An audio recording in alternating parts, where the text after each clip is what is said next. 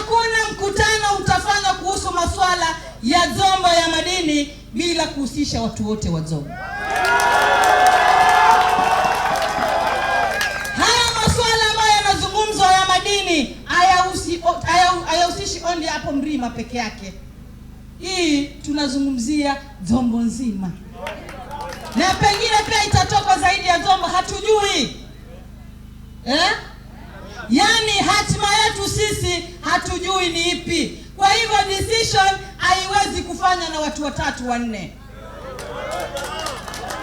Watu wa Dzombo tunasema kwa masuala ya madini, wangapi wanasema hatutaki watu wawili watatu waende kutuzungumzia sisi, tunataka sisi wote tuhusike kwa masuala ya Dzombo ya madini.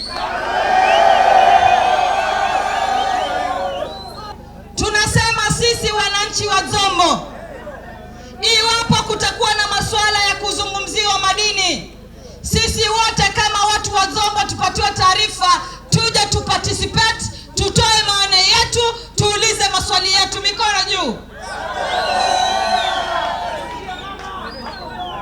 Hapo sawa? Haya, wangapi wanasema sisi watu wa Dzombo kulingana na katiba watu walipiga kura kukachaguliwa viongozi kutoka chini mpaka juu. Tunataka masuala haya pia wakati yanazungumzwa viongozi wetu nao wawe wako pale, tuweze kushughulika na wao pia. Mikono juu. Hapo sawa. Swala la madini sasa hivi halijaanza popote.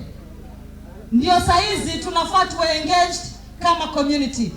Kama yapo Zawamire Gavano Gavali ni ya pesa ngapi na yako wapi mpaka wapi? Nafikiri nyinyi pia mnataka kuuliza maswali hayo.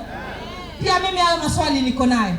Kwa hivyo yetu sisi ni kungoja siku hiyo ambayo waziri na timu yake DCC atuite sisi, tuje tuitwe, tuambiwe madini yameanzia hapa mpaka hapa. Na haya madini yakichimbwa hatari yake ni hii ama hayana hatari? Hiyo ndio kitu ambayo sisi tunataka kujua. Ndio muhimu kwetu sisi.